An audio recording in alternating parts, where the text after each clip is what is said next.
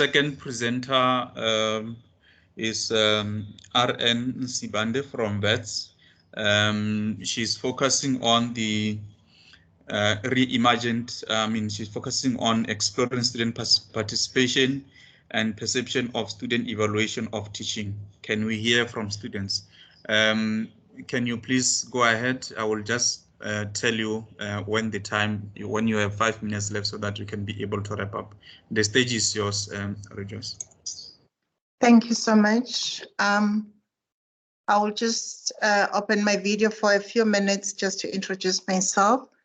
My name is Rejoice Nsibande, as the chairperson, the chair has indicated. And I will just take you through briefly in terms of what we're picking up around student participation and perceptions of the student evaluation system that we have at Wits. So I will be sharing a PowerPoint, and chairperson, chair, if possible, check for me the chats and just note the questions for me. Thanks. I'll switch off the video now so that I'm able to share. Thanks. Okay, I will definitely do that. Thank you. Thank you. Let me do this. Okay. Let me just put it on slide mode. Can you see my presentation? Yes, I hope. Yes, we can see it. Okay, so I'll try and be as quick as possible, considering that we only have 15 minutes. That's me in the Center for Learning, Teaching and Development. I'm the head of evaluation services.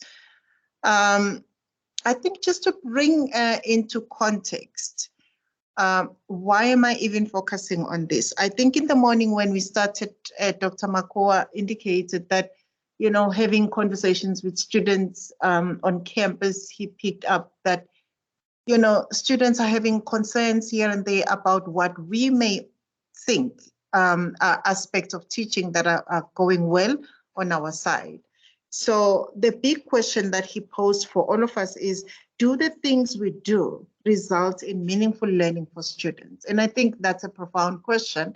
And that's the question that should be in our minds at this point in time, because the narrative is everything is going well. We are able to complete the academic program and everybody's online and we're doing what we need to do.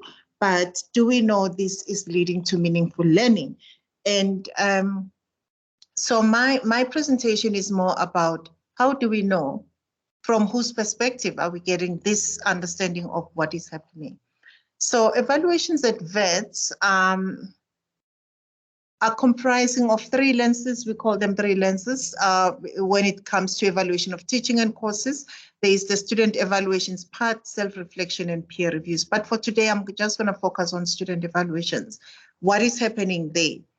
And I'm not going to go into the details around the policy because I think that's common across most institutions that are having this particular practice, that the whole tension between the focus on development and accountability messes up the system to a certain extent. And in that sense, there is a focus on using these evaluation reports for other processes than actually reflecting on teaching and courses in a meaningful way that can actually benefit students. So the focus is more on the lecturer's performance, and to a certain extent, it has created a sense that students are customers and they have to speak back to the lecturer's power in that moment in time, and it messes up the system. So there are 2 aspects to this presentation. For me, it is to explore students' participation and perceptions of the process, and to identify what motivates them and what demotivates them, and to suggest a focus on a different design of the questions to engage, to encourage what I call engaged participation underpinned by ethics of care. And I think being caring and careful and just making sure that it's about the student is important, especially during this time. So why do I think this work is important? I think basically it's always about who are these processes for? So we give students surveys, they complete, but who is supposed to benefit? And the whole tension between the quality assurance and quality enhancement. And either way, are we framing the questions and their focus correctly? Going back to what Dr. Makua said in the morning, are we doing what we're doing to make sure that students are able to learn and in the best way that they can? And in that case, how do we know? So how we ask and how we involve students becomes very important in this particular process. Sorry, shouldn't have.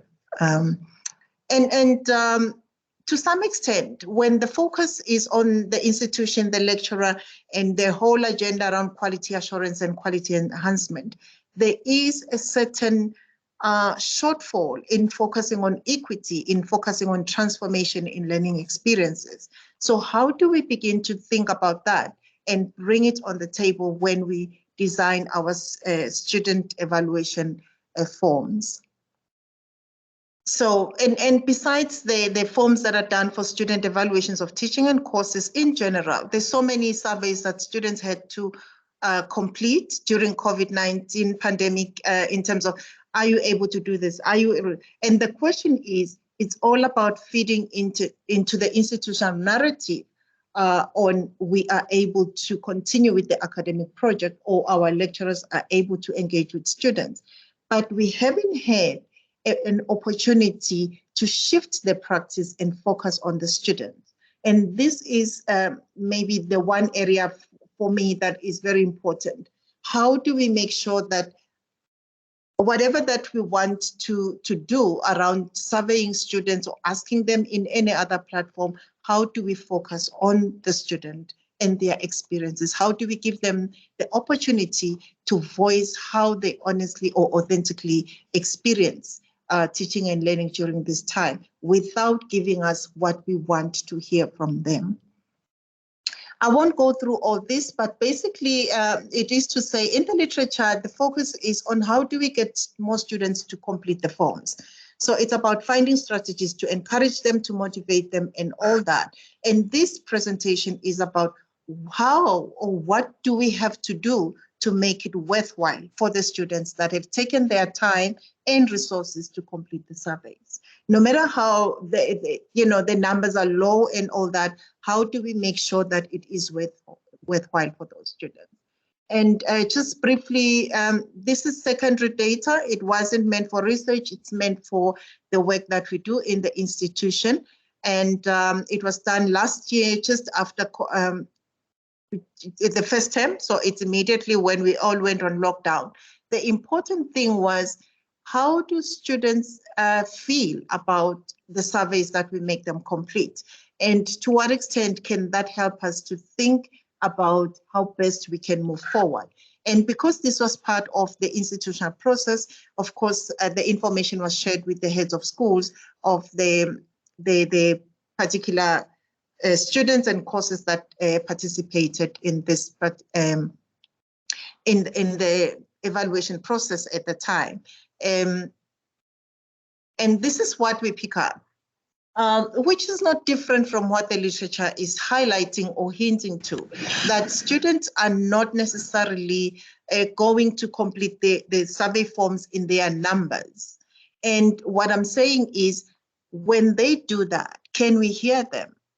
Is it a question of just encouraging them to complete, or is it a moment for us to say, hang on, why are they not completing? And this is the focus of this presentation, to say, let's listen. By just looking at the numbers, the way engagement is happening, let's look at the numbers and listen to the students. They don't have to tell us, but the way they are engaging should speak for itself. So you can see we've got 36 schools, but this is just a sample or from the schools, especially that had higher numbers of requests, because in the institution, evaluations are not imposed, so they are done on a need-to basis. So some lecturers wouldn't have actually been part of the process. So this is just to show that definitely the numbers are not as great as they should be. And hence you would hear from other scholars the question about validity and so forth and so on. But what we need to maybe focus on is, yes, the numbers are low, but what do we learn from those numbers? Then we had a question that we added, especially because that time we were moving entirely to an online space, and we were worried about how students are going to engage and what would inform that engagement. So we asked a question, again, the feedback from the students was shared with all the heads of schools to say, what is your perception of how the feedback is being used? So when you give us feedback, do you think the institution is using the feedback? And you can see here, there is a sense that a majority of the students feel positive that somebody is using the feedback. Then you do have those that are negative, indifferent, and not applicable. And here is just some examples. When we say a student is positive about the use of feedback, what do they say? For instance, I feel that the university is using the feedback that we give to them to improve teaching and courses because we can see the improvement, which is good. And then those that are negative, I'll just read the short one. I honestly don't know where this feedback goes, and therefore I do not or have not seen our feedback being used to the students' benefit. This is an area of concern, because these are students who have taken time to participate and they've used their resources. They are not on campus. Sorry, 5 minutes. Yeah. 5 minutes. 5 minutes. Okay, let me rush through. Okay, so in this case, what we are saying, or what I'm saying is, you've got a significant number of students that are positive, and interestingly, those that are negative, indifferent, and not applicable, they still had the motivation to complete. And how do we make sure that they benefit from the system? So from the perceptions or from the comments that they gave, a number of issues were coming through. For instance, you know, the tool is giving them a chance to voice their opinion, but also they're not sure what's happening to the feedback, and nobody's telling them anything about it. They feel the lecturers are responsible for their learning, and they are positioned as clients too. And at the end of the day, the system becomes just a fire alarm to say, hey, there are problems, but nobody's doing anything about it. So I'm just going to have to rush through this. And what I am saying here is, it is important to focus on the questions that we pose for our students. It's not about the institution, it's not about the lecturer, but it is about how do we make sure that we give students a voice and an authentic voice? How do we allow them to bring their own conversations about their experiences to the table? And being online, there are certain affordances that we have from just using the online tools. And this is what we are trying at Wits, is to encourage lecturers to set up the questions such that they allow that space for our students. So this is about setting up questions that are more relevant to the teaching goals and context, but most importantly, able to generate the quality of data that can help the lecturer to move forward and be responsible and accountable in the process. It's not about what lecturers are doing, it's about how students are experiencing that, and how do we make sure that what we do is creating a space for meaningful learning. And just as a way of bringing everything together, it is to say we need to think about certain aspects that can guide a reimagined approach to student feedback. And at the heart of it is, how do we make sure that the process is set up such that it is aimed at being of benefit to of course the lecturer, but also the students shouldn't be left out. And how do we do that? By designing well-considered questions, and questions that are allowing for authentic self for all stakeholders, that is both the students and staff members, and giving mic to the students. That is, what do students want to tell us, not only what we want to hear? How do we create a balance by making sure that the questions are allowing the students to bring in their voices in terms of how they experience not only what we want to hear from them. And then on the outside is, how do we do this with care? How do we make sure that we are being cognizant of the fact that the students have taken their time, the resources, and they've shared with us their experiences. And care means we need to respond. And the way we respond need to show that we are aware of their needs and we're taking care of them. Thank you. Thank you so much for your exciting. You are right. So I think I have a question from the comments there. It's from Dr. Mgijim, and the question is, how do we align this? How do we align SET with teaching with technology? Thank you for the question. I think the alignment can be in different ways. It can be just the fact that being online presents certain opportunities, and we have to think about how best do we use the online space to make sure that our set processes are not just what we used to do pre-COVID, but now we are aware that there are different ways in which we can do it, so that it's not just meaningful for us and our promotion processes, but it allows us to go into what the students are experiencing, as it were. And how we also align is to make sure that we change the questions that we're asking. So the questions that we asked pre-COVID, they were about face-to-face and all that, but with the online experiences, there is a whole lot, not just, sorry, I'm getting feedback. So there is a whole lot, not just about the teaching interaction, but how do we make sure that we get to understand if the students, whichever platform we're using, are being exposed to thinking and knowledge within the disciplines, which is the important part. It's not just about, yes, I can get them to be in groups and talk online and I come in and I comment, but the core of it all, if we're talking meaningful and successful learning, we're talking about being exposed to the discipline in terms of how people need to think, how people need to engage with the knowledge, how people need to construct knowledge in that particular space, and how do we find out from students if they are experiencing that. So the aligning can be in different ways, but we definitely have to think about how different can we work at this particular time, taking advantage of the affordances of technology, but also to reimagine a much better process for engaging with students in the evaluation processes. Thank you, Doc, for your response. Colleagues, I think we can, we have 2 more minutes to ask questions. If you have a question, you can simply switch on your mic and ask Doc a question.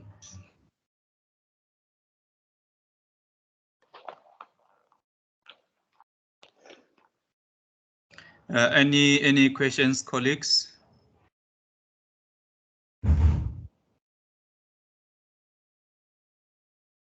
Okay, Doc, in the absence of the question, I think I just have one question for you before we wrap up this session of yours. Yeah. In your experience, when you implement the set, what is the perception, especially from the lecturers towards the set? Yes, I think that's a good question.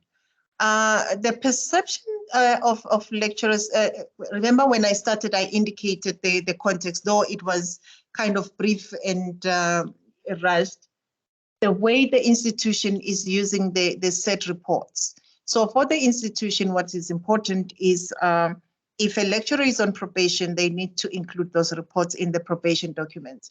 If the lecturer is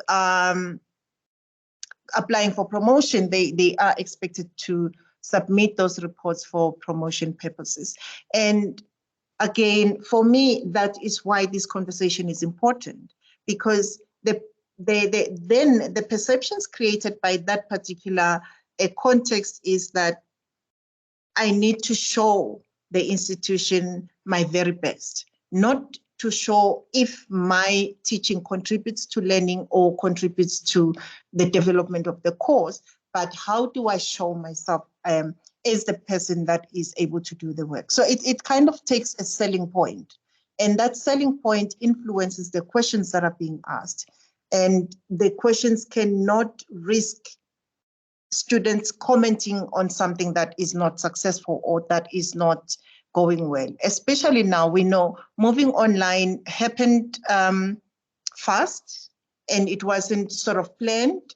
And in that case, we're all learning in the space. We're all learning how to do it the way that it needs to be done. And having questions around the real experiences of students might actually expose people, or might make people feel exposed. So my sense is their perceptions are sort of, this is a punitive exercise, and this is an exercise that is out to blame or even make focus on them as the unit of analysis. And yeah, it may impact on how they design the questions. But that's why we have the conversation, to say it doesn't have to be like that. Being responsible is not about just focusing on showing the institution your very best. The starting point or the key question is, how do I know that what I'm doing is actually contributing to student learning, and actually get that from the students themselves. Yeah, thank you so much, Doc, for your presentation. Colleagues, we can keep the conversation going. If you've got any question that you feel you wanted to ask, you can still post it in the comments, and then Dr. Joyce will respond to it. Thank you so much, Doc, for your presentation. We really appreciate it. Thank you for your time. Thank you. Bye.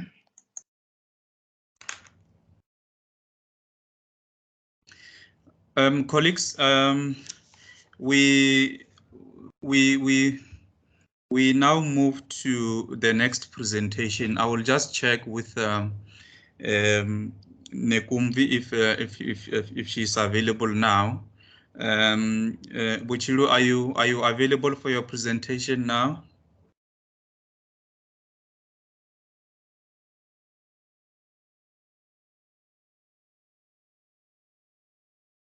Buchilu, Nekumvi, are you available for your presentation now?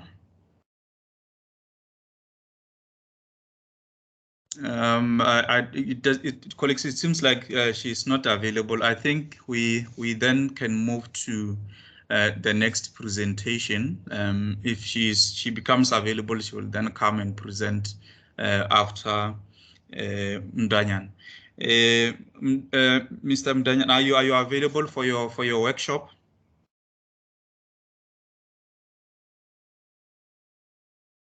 Good afternoon, sir. Can you hear me? Yes, I can hear you.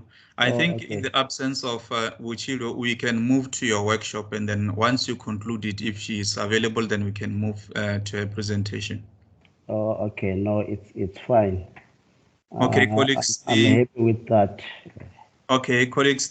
So the workshop is going to be allocated 40 minutes. So you are going to have 30 minutes. I'm just not sure. You will give me an indication when you need us to break.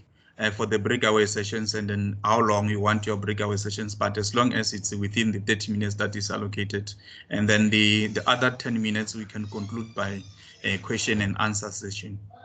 Okay, it's fine, sir. Yeah, Dr. Joyce, you may stop sharing your screen, and then we can now, colleagues, move to the workshop delivered by Mr. Mdanyana. You can share your screen. The stage is yours. So your presentation, I will time it, your workshop, I will time it to start exactly at 14:25. Okay. Thank you. Thank you so much. Can you confirm if you can see my screen? I can see your screen. Okay. Good afternoon, colleagues. This is Mr. Mdanyana. I am from Walter Sisulu University. I am working there as an e-access manager. So I've been working as an instructional designer for some time. So I will be conducting this session for today. I really apologize firstly for my camera. My laptop is giving me some challenges. So now I'm currently using a desktop. This session, colleagues, will be very interactive. It will be practical. So I won't be just presenting slides to you, but the session will be very interactive. First of all, can you see the current screen now that I'm working on? Besides that one of yeah, I can see besides the slides. Yeah, I can see it. You can see it, the current one. Okay. Okay, no, that's great then. Because I'll be moving from one screen to another. I want to engage my participants as I will be talking about collaborative and engaging learning, focusing more on the use of Jamboards. Colleagues, let me start here first. I want us to do this short activity. What I will do in this short activity, I will share the link on the chat, and then I want you to engage and collaborate and make sure that you respond to those questions that are posted there. I will be sharing on the chat. Okay, if you can have a look on the chat, there is a link that I have posted there. So I'm having this activity. I just want to know you. We call this a check-in activity. So when you are starting your session with your students, you have to check them first. You don't have to go straight to the topic of the day. You have to check them. How is their well-being? How are they doing? Since we are all in this lockdown and everyone is working away from the campuses. So it is quite important for you to do this kind of activities when you are conducting synchronous sessions online, just to make sure that you check in and check how are your students. So in this activity, I just want to know you better. Besides work and studies, what do you enjoy doing? So you can start posting.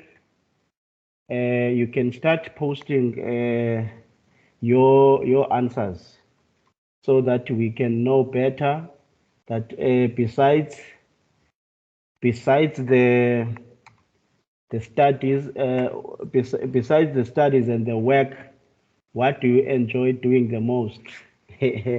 So the tool that we are using here is called Mentimeter. So you can use it to engage your students. So I can see that 14 students have already responded to this activity. Others, they enjoy painting, they enjoy reading, they enjoy watching soccer, any form of art. So currently we have got 18 responses. So this is very important for our online synchronous sessions, that when we start them, we check in. So you can see that here, some people, they like watching movies, others, they like running, they go to church, listening to music, gym, baking, cycling. We don't have hiking folks in this session.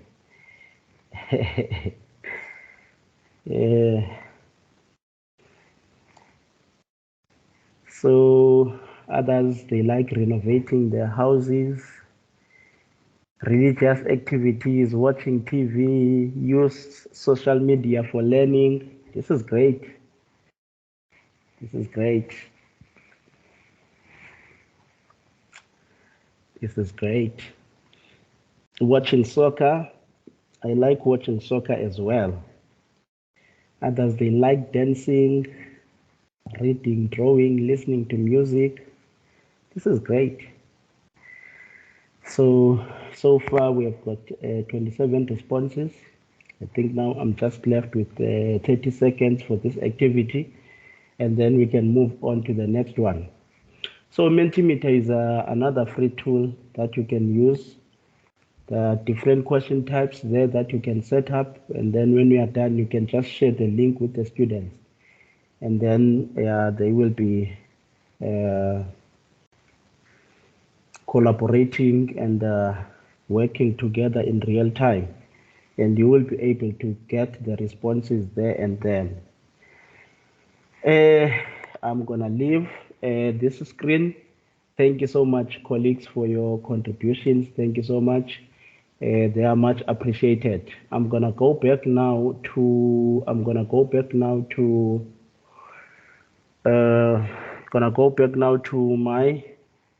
my slides. So the second activity that I want us to do is called a waterfall. So this is how the waterfall works. You ask a question to the students or to the participants of your session, and then you ask them to type their responses, but they mustn't press enter, they must wait. And then you can count 3, 2, 1, go. Then after you said go, everyone then must press enter. So we call this kind of activity the waterfall activity. So I want us just to have one waterfall activity for this session. So I want you to type your expectations for this session. What are your expectations for this session? Enter your thoughts into the text, chat, and wait. So now we are going back to Teams. You enter your thoughts into the chat and wait. Then I will count 3, 2, 1, and then say go. Once I say go, everyone must press enter. So we don't want you to maybe kind of look at someone else's expectations. I want your original expectations about this session. So we are going back to the chats. The question there, what are your expectations? I'm gonna give you 30 seconds, and then I'm gonna count 3, 2, 1, and then go. I'm hoping that everyone is typing.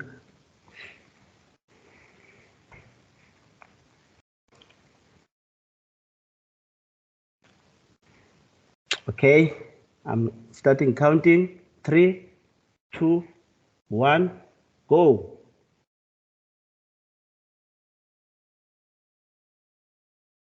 Yes, that's it. So this kind of approach is called a waterfall approach. So I can see that, okay, I'm gonna go through all the expectations for the session. So to learn new skills, to encourage engagement.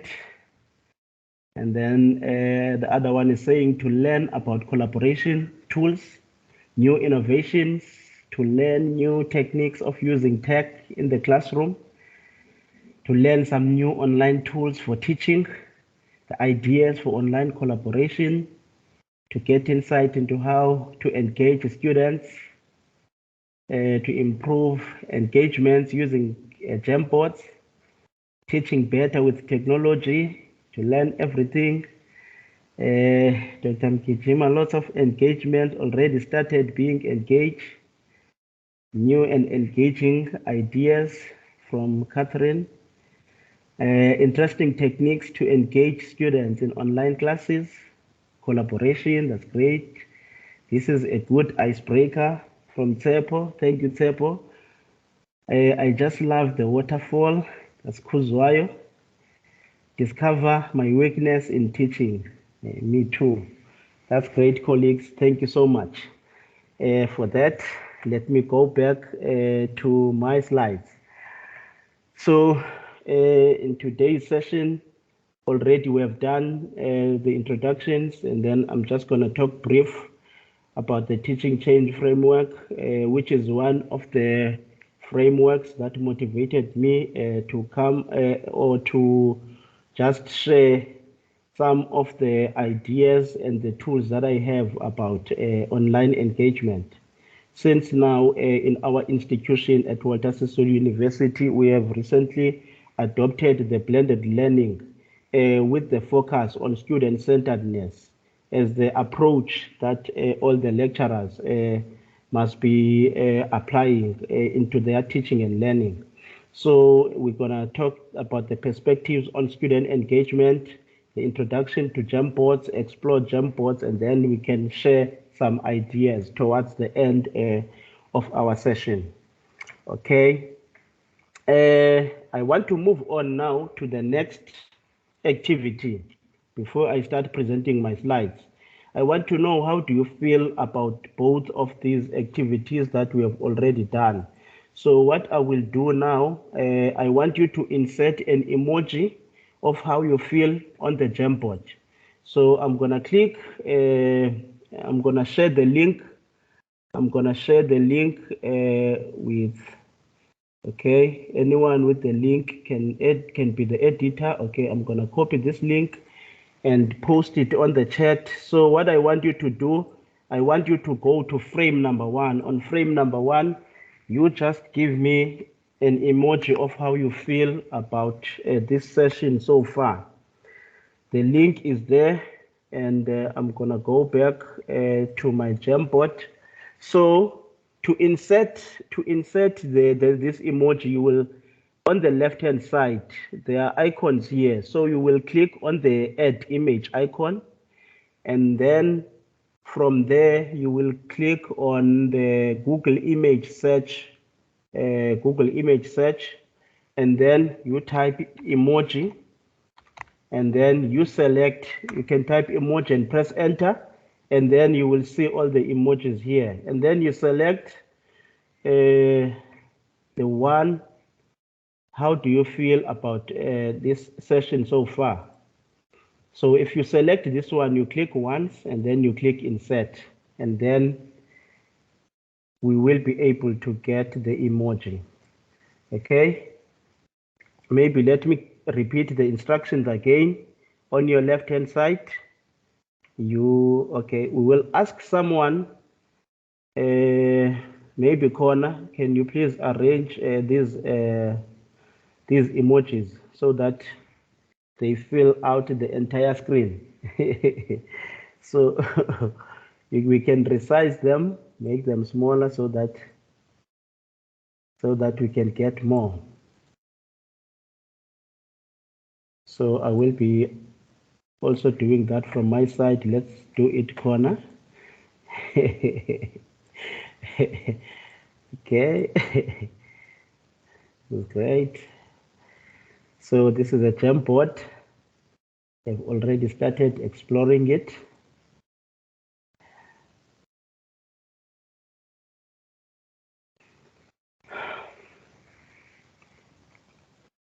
Okay. Okay. We already having 12 participants on the Jamboard. I can share the link again on the chat.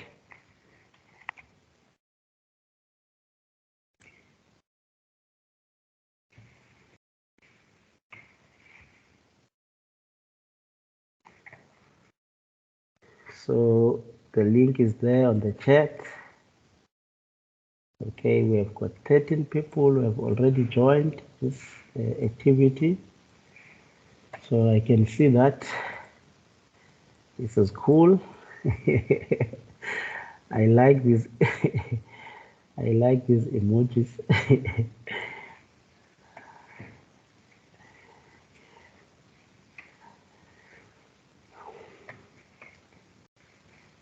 This is great.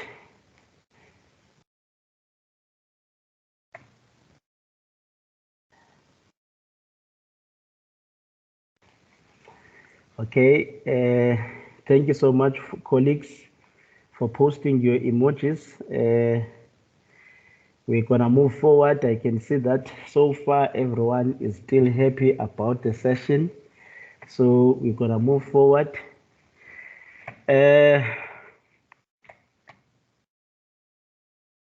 So in 2017, when I was doing my postgraduate diploma in educational technology at UCT, so this is one of the frameworks that I've learned about. The first one was the conversation framework by Professor Diana Laurillard. and then I've learned this one. But one thing that stood out for me on this framework is the fact that it touches both offline and online learning. So meaning that if someone is kind of approaching learning with a blended learning approach, then one can kindly use this framework. So if you can see, this framework came up with Taling and Gambi. So what they're saying that in teaching and learning, there are four quadrants that exist. There's quadrant A, quadrant B, quadrant C, and quadrant D. So now when they are explaining these four quadrants, they are saying that on quadrant D, it's high use of educational technologies, mostly by teachers who often use PowerPoints, videos, smart boards, and all kinds of technologies. So in this quadrant, you will see that it's the teachers themselves. They are the ones who are using technologies. And if you can check the pedagogies, they are using transmission pedagogies. And you find out that everything here is teacher-centric. And if you look at the Bloom's taxonomy, this kind of teaching focuses more on the lower order thinking skills. And then they move on to quadrant B, and they say in quadrant B, there's really use of emerging technologies, and mostly teachers here, they just use pen and paper. So meaning that here, when they are not using Teams or any LMS, when they are actually in the classroom using pen and a paper, using a board and a chalk. So this is the quadrant that they operate in. And this quadrant also is teacher-centric, and the transmission are also, and the pedagogies are also transmission pedagogies. The only difference here is that on quadrant D, the lecturer is preparing slides, is using data projectors, is creating videos to make sure that learning is happening. But when you're moving to the right, quadrants, there is quadrant B.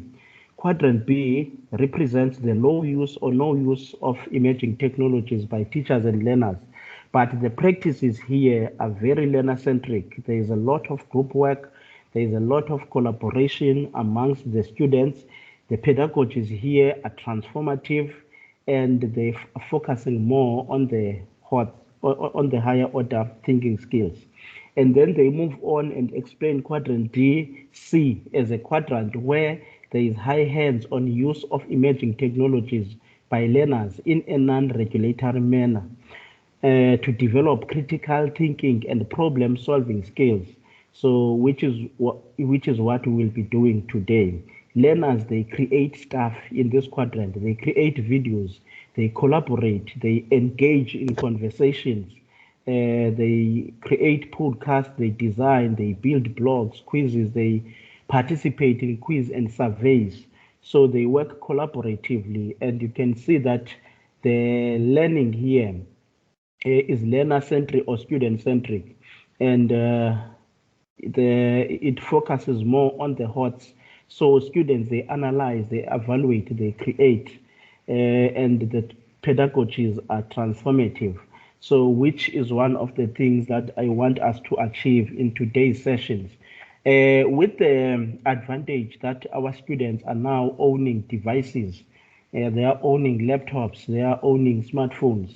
When we are designing for learning, we should aim for this quadrant, because now our students have got an advantage of having technology on their side, and to avoid the cases whereby students are passive in your sessions. So it is very important. I think even engagement falls here, engagement, collaboration, and interaction in this quadrant.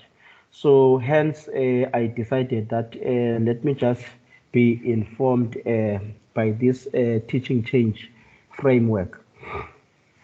Moving on to my next slide. When we are thinking about student engagement, colleagues, we must think about it over time. there are activities that you must do in the beginnings, in the durings, and in the endings. So facilitating in an online space requires that we plan for and design opportunities for students to engage with content. They must engage with each other and they must engage with the lecturer. So when I was thinking about all of this, I then thought about these words from the bottom: active learning, co-creation, participation, and transformative.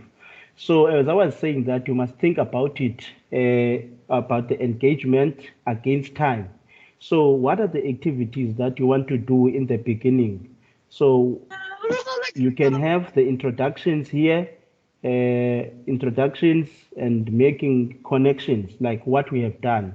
And then during, then the students can practice. You can come up with activities that are challenging, that are deepening their understanding. And then at the end, you can have your conclusions and you can have your conclusions and then your reflections. Okay. So what engagement does? Engagement moves students from passivity to activity. And it also, students doing a task together, they tend to connect together. So those things are very important for our students. Okay, colleagues, without talking much, let us go back again to the Jamboard. I have shared the link on the chats. Let us go back to the Jamboard, okay? I just want to explain a few things on the Jamboard so that we can continue. So on the Jamboard, you have, we have got slides, but they are not called slides, they are called frames. So as you can see there, I'm having 1 of 10, which means I'm having 10 frames. So these are what, in a normal terminology, 10 slides, okay? And we have done the activity on frame 1. And then on the left-hand side, these are all the tools that one can use. There is a pen, there's an eraser, there is a select tool, and then there is a sticky note tool. Add image is the one that we have used. And then you can add your shapes, and then there is text, and then the last one is laser. So on frame 2, to move to the next frame, you simply click on this arrow. I want us to move to frame 2. There is another activity for frame 2. Now, the emoji that you have selected on frame 1, I want you to just draw it here on frame 2. So you will use the shapes. Here are the shapes. For example, if I select a circle, I can click there and then drag my circle here. And then what I can do, I can click a pen, and then with the pen, I can select any color of my choice. Here are the colors. So if I select red, then which means I can have some red stuff there.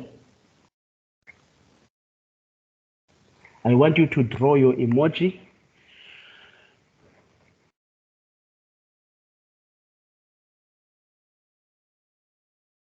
So now we are using a Jamboard as a whiteboard. So I want you to insert a shape and then draw inside that shape whatever stuff that you want to draw using any color of your choice. I can see that great stuff is coming. So now you can see that we are collaborating. You are the one who is actually using technology. There's a great, there's some great stuff coming.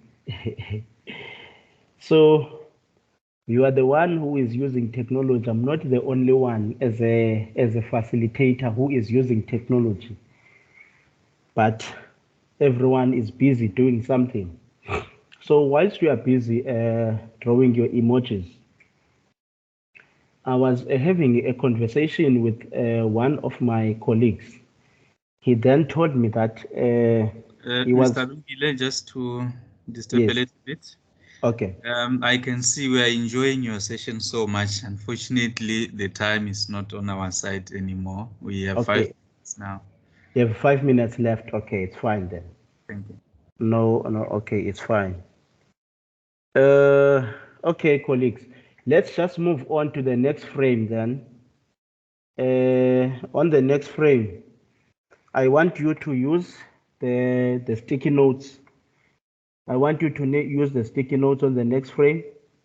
On the left-hand side, you select the sticky notes and then you answer the question on the screen.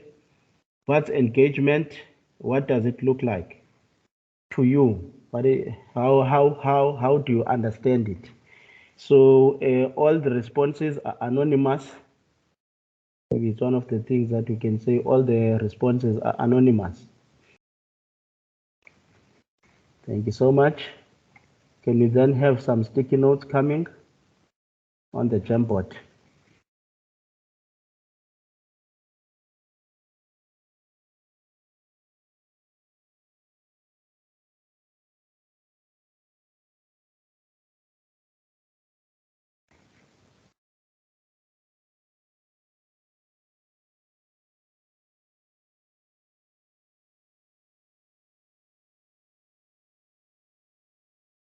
Very interesting and engaging.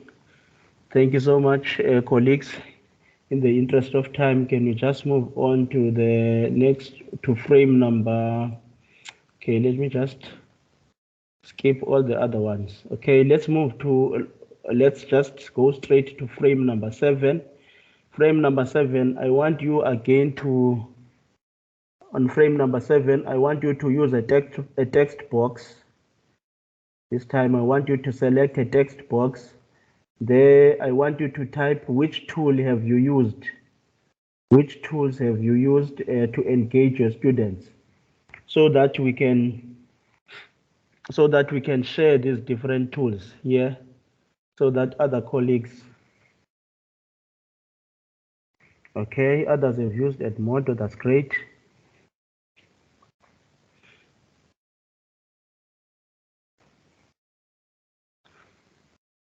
Let's just share the tools that we have used to engage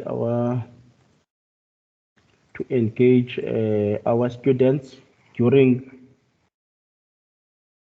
the COVID-19 lockdown. Others have used Flipgrid, others have used Moodle, Slido.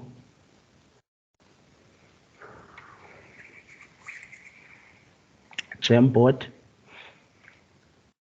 BB, and WhatsApp, that's great.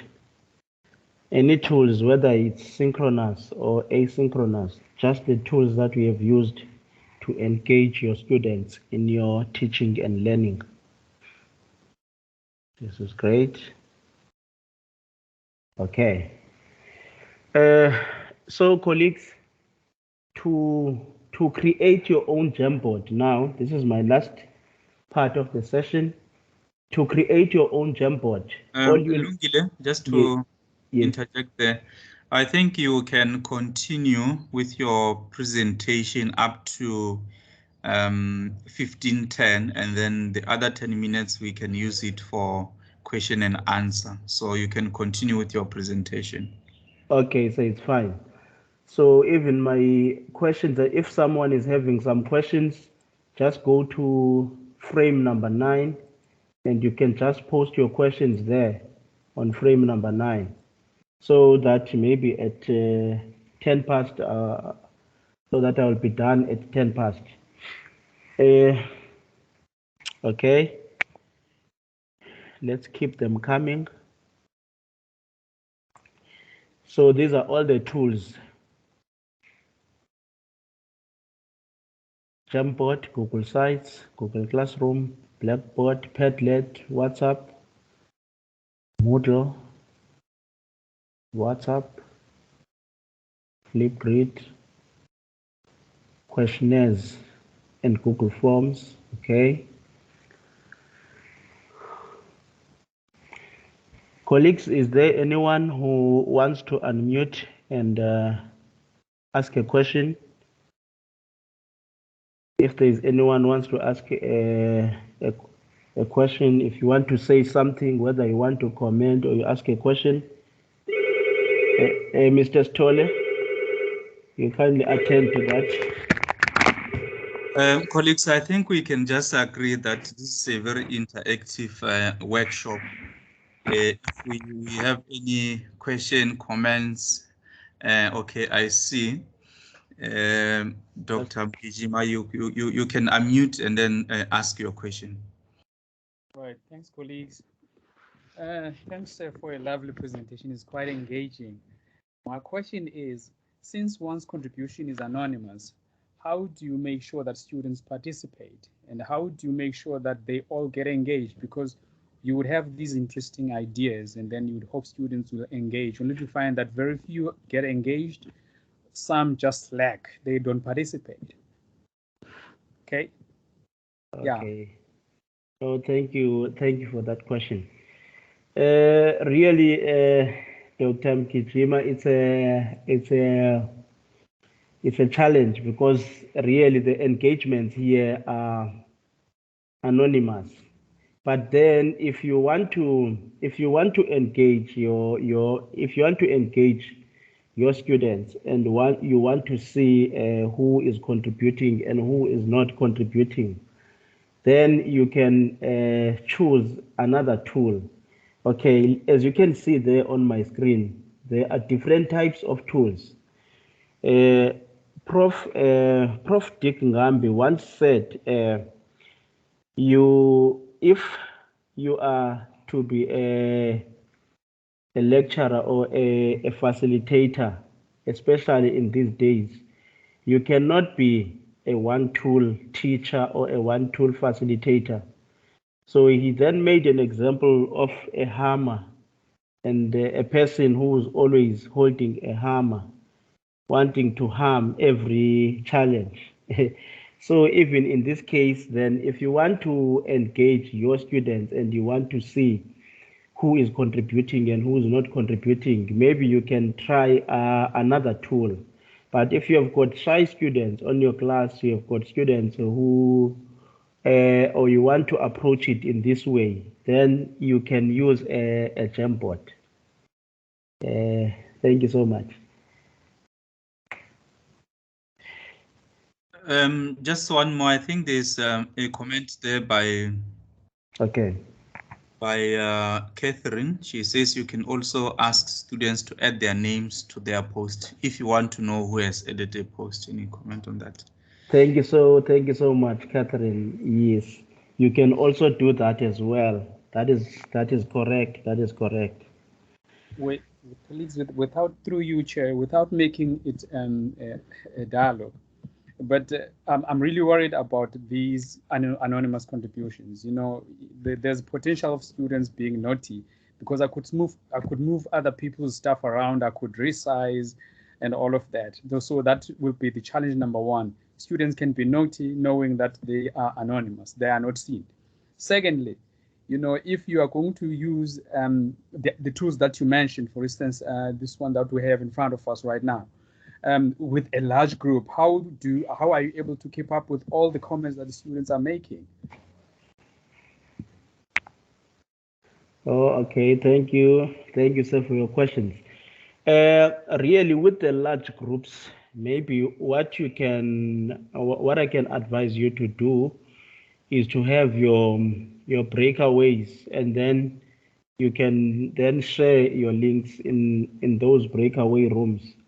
Otherwise, colleagues, I think really it's a challenge when you want to engage a large number of students within the within the Jamboard. It really works well. It really works well when you don't have such a big number of students, like for example, as we are doing now. If we have got other colleagues, I know that Catherine at UCT, they have been conducting a number of trainings there on student engagements and all that. You are allowed, colleagues, to respond and to contribute as well.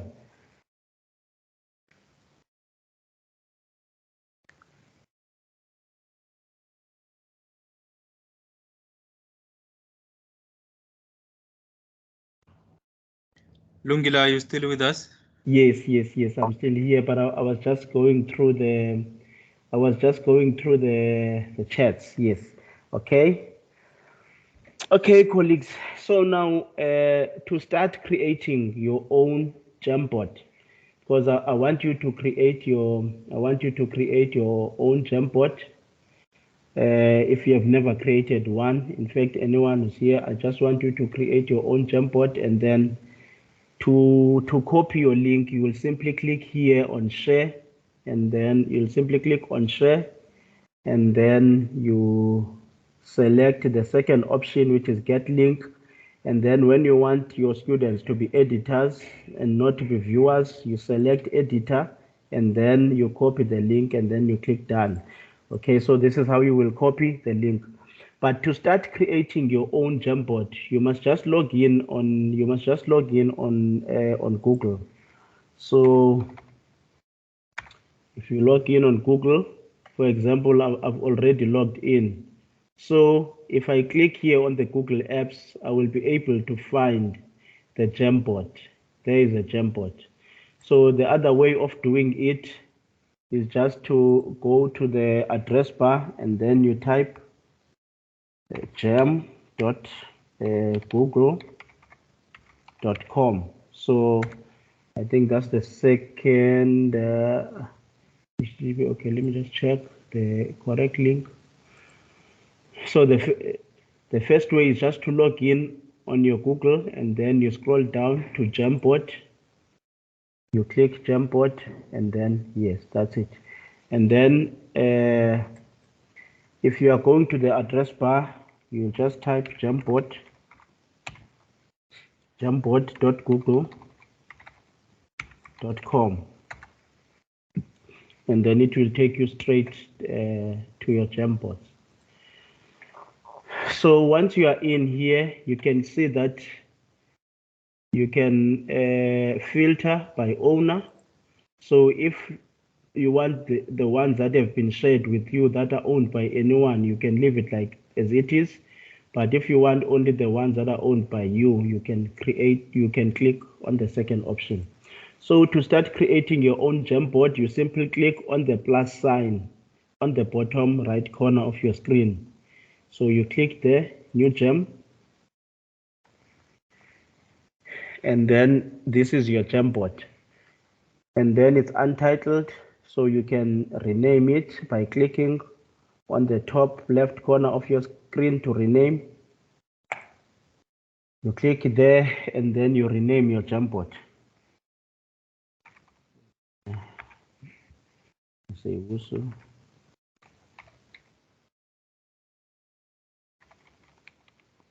Then you click on OK.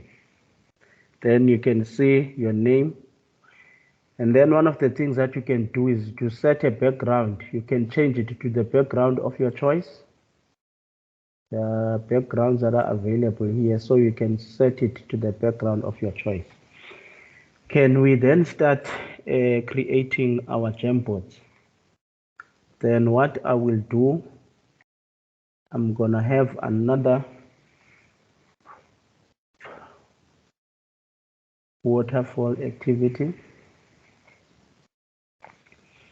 So can you just create your Jamboard, and then when you are done, just share the link on our Jamboard. You share the link on frame number, let's just use frame number 10. Just paste your link there as an evidence that you have managed to create your own Jamboard.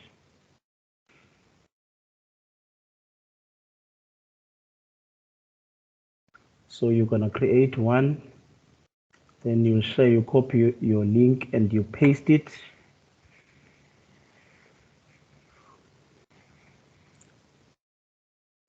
On frame number 10.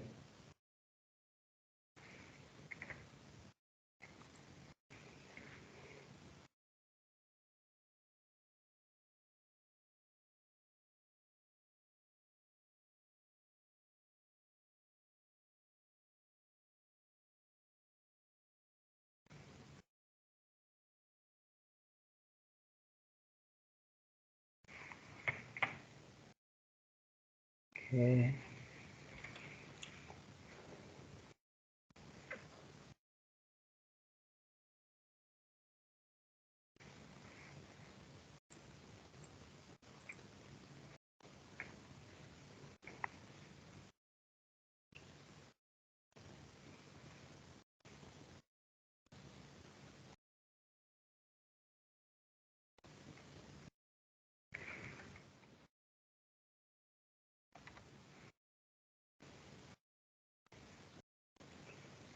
Okay, let me go and check frame number 10.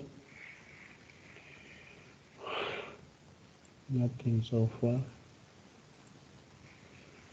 Colleagues, if you are struggling to create your own Jamboard, you can indicate on the chat.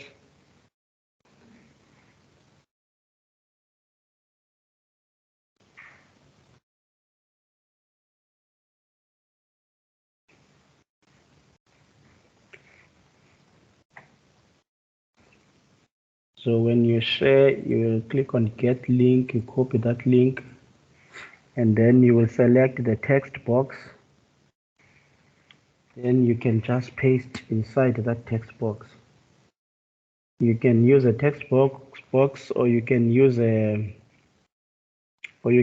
sticky note.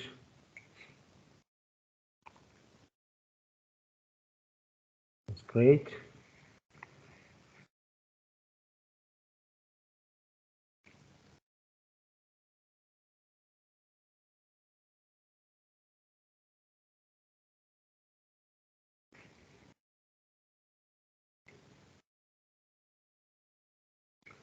Okay, I can see that colleagues are sharing their links, which is great.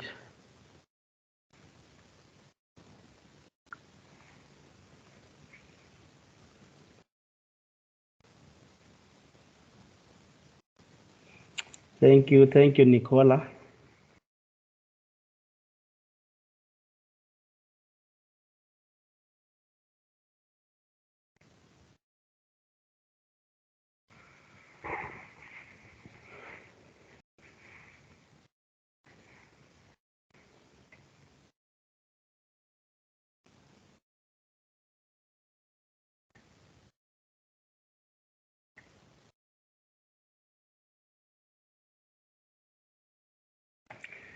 Okay, colleagues, thank you so much for those of you who have managed to share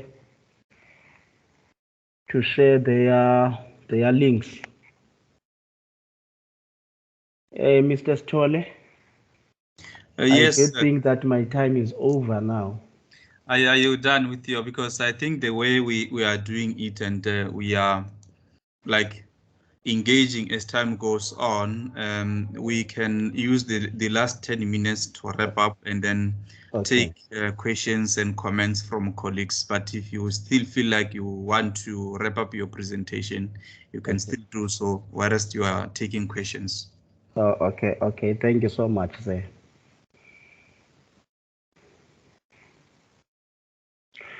Now I just want us to go back to the chats again. I'm just gonna have the last. I'm just gonna have the last waterfall there.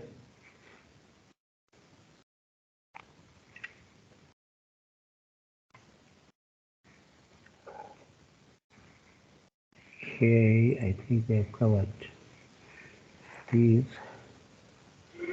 So this is a cloud-based app that enables visual collaboration between users in real time. It gives students a collaborative workspace. So the affordances of the Jamboards is editing and annotation features there, customized with their available backgrounds. Then one can create up to 20 frames per Jamboard. So you cannot create more than 20 frames. So which means now that you can have 20 frames.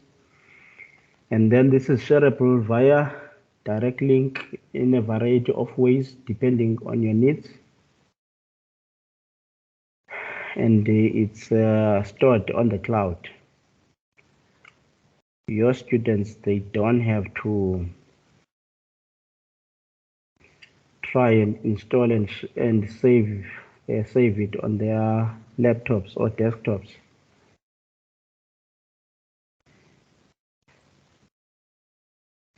So you have already created your Jamboard and share your links on frame number 10. Okay. So our last waterfall, gonna go back to the chats. I just want you to start typing what stood up for you in this session. So you will type and not press enter, and then I will count 3, 2, 1, go, and then you'll start pressing enter. What was your wow moment in this session? What was your wow moment? Whilst we wait for that, Lungile, there is a question about how mobile friendly are these apps? Yes, it is mobile friendly. It is mobile friendly. I do have it on my Android device. So if you just go to Play Store and then you start typing Jam, then you will see Jamboard Google app will pop up, and then you can install it on your mobile device. So it is mobile friendly. Okay, colleagues, I'm gonna start counting 3. Yes, so they will work on mobile devices, and then entering a lot of text might be tricky. Okay, I'm gonna count 3, 2, 1, go.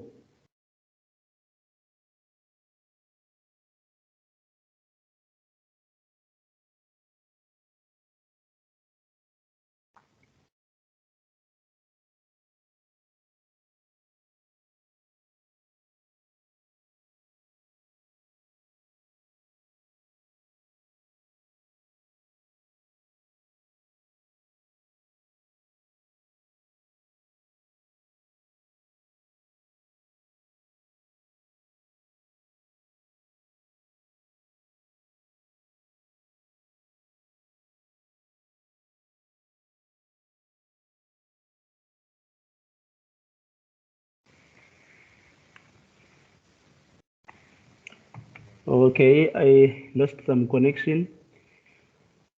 So you can see there you vouch so good at this, the engagement, Jamboard and waterfall, making the recorded session available for later use would be ideal. Okay, participants loved the engagement, which is great. Interaction ideas like Jamboard. This was the definition of engagement. Thank you. The waterfall. How much fun it is to do these things. From my side, colleagues, I just want to thank you for your participation, and I just want to thank MUT for giving me this opportunity to share my experiences. And yeah, thank you so much, colleagues. voice privacy contents have been updated. To continue. Sorry about that. Thank you so much, colleagues. Over to you, Chair. Thank you so much, Lungile, for your for your workshop. I think the general consensus is that this was indeed a definition of engagement. We were really engaged in the workshop activities. Colleagues, if you have any questions, we still have a few minutes. Let's put forward those questions for Lungile, and maybe some comments and so forth and so on. If you feel like you want to praise him, you are also allowed to do so, colleagues. You can just unmute your mic, post your question on comment or comment.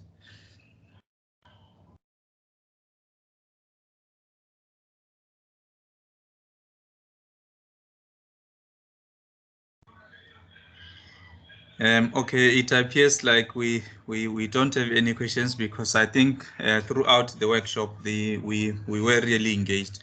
So colleagues, I think we will come towards the end of this session.